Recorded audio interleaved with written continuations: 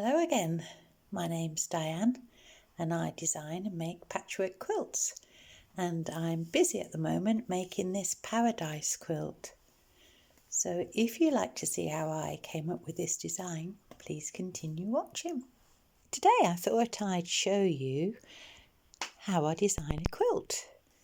I use this little book, A4 size, with 7mm squares in as a sort of template. All I know is that I would like to put a carpenter's star in the centre of the quilt. That's my first and only clear plan at this point. The first thing I've done is just mark out a box. Each of these little markations here is a finished block which is 10 inches. So this would be, if I used the whole of this area inside, it would be 60 inches square. So that's really the sort of size, my maximum size I work towards. And then I've just, in light pencil, put the area for the carpenter's square, carpenter's star. So I'll do that and then I'll show the next part.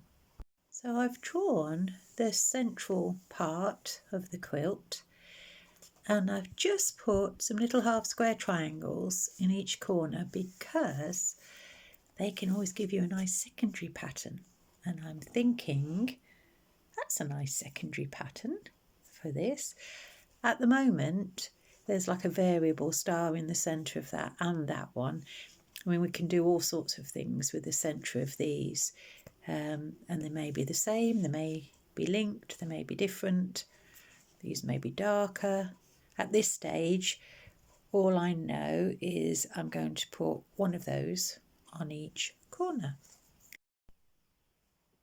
Well, I've added them 4 corners here, and now I've got space for another design that can go as far as 6 by 6.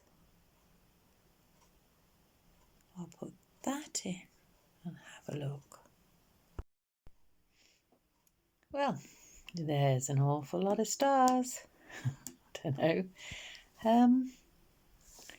The star shape changes when you put this little corner in. So anyway, I've got gaps here now. So I want to link these up, and so I'll be thinking about that. I've put an edge in around, so that works nicely. Pleased with that. Okay, still thinking. What I've been able to fit in now, a band of on-point squares that look a little bit like diamonds around the outside, connecting these, and there's room also for another band, so I'm going to put that one in as well. I've added a little bit of colour now because it was getting a little bit hard to read the pattern just being in grey and white. And now I'm going to go back to this because that little star, if I left that all one fabric, that would look quite a dominant shape. So I'm going to break that up now. Well, now I've added a lot more colour. As you can see, I sorted out these 4 and put the shadow the same as those. Not sure what colours are going to be yet.